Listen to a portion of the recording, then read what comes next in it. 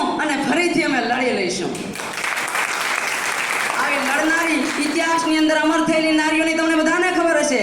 તો ઇતિહાસ ઉપર જરા એક નજર કરીએ તો ભક્ત કવિયત્રી શ્રી મીરાબાઈ અનપઢ ગવાર હતા, ભણેલા નતા પોતે, છતાં પણ સાહિત્ય ક્ષેત્રે એમનું કેટલું યોગદાન છે. ખૂબ લડી મરદાની હો તો ઝાંસી વાલી રાણી. લક્ષ્મીબાઈને યાદ કરો ને બાપ. લક્ષ્મીબાઈ, સાયના નેહવાલ, કલ્પના ચાવલા, સરોજિની નાયડુ, મધર ટેરેસા, કેટલા નામો છે. કેટલું કર્યું છે એમણે દેશ માટે. આજનું તાજું ઉદાહરણ લઈ લો ને, ગુજરાત રાજ્યના પ્રથમ મહિલા મુખ્યમંત્રી શ્રીમતી આનંદીબેન પટેલ. દેવો પણ દેવતા પણ નારીને કેટલો ઊંચો દરજ્જો આપે છે. યત્ર નાર્યતુ પૂજન્તે રમંતે તત્ર દેવતા. જ્યાં નારીઓની પૂજા થાય છે ને ત્યાં તમારા બાપ ઉપરવાળા ખુશ થાય છે. આજની સ્ત્રી જ્યારે સ્ત્રી શિક્ષિત તો સમાજ શિક્ષિત. જે સમાજની સ્ત્રી ઉન્નત એ સમાજ ઉન્નત. જેમ સ્ત્રીઓ આગળ પડતી વધી છે એમ તમે પણ વિચારશો સમાજનો કેટલો વિકાસ થયો છે. અને સ્ત્રીના તો બાપ ઘણાય રૂપો છે. એક રૂપ લઈ લો ને, માં. મોટે બોલું માં મને હાચે જ, નાનપણ હાંભરે મોટપની મજા બાપ કડવી લાગે કાગડા. હવે આ મોટા થઈ ગયાની મજા હવે કડવી લાગે. પહેલાંથી માનો ખોળો, એ બધી વાતો.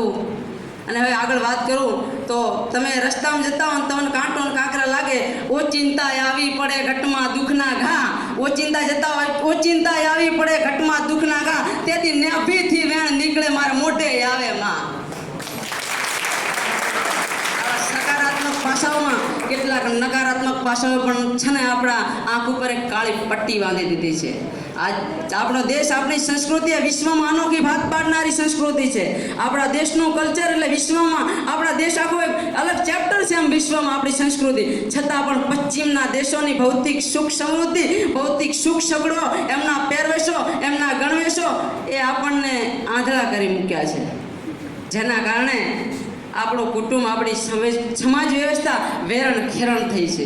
પગથી પાણી સુધી વસ્ત્ર ધારણ કરનારી, પગથી પાણી સુધી વસ્ત્ર ધારણ કરનારી સ્ત્રીના ઘૂંટણ આજે મેં ખુલ્લા જોયા ને બાપ, તેથી મેં ઈશ્વરને રડતા જોયા.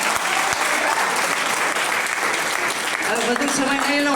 છેલ્લે એક સુલતાન પિક્ચરનો ડાયલોગ છે, એ કહી દઉં. अब जरा संभल जाओ मिस्टर, अपनी मर्दानगी को है ना अपने पास में रखो. अब बेटियां उठेगी ऐसे दुब्बे पछाड़ मारेगी कि चारों खाने चित्त हो जाओगे. હવે લાસ્ટમાં એટલું જ કહીશ, હું છું ને મારા પ્રયાસો છે વિજય થશે ને એ વાતનો મને વિશ્વાસ છે. બસ અસ્તુ. જય ભારત, જય ભીમ.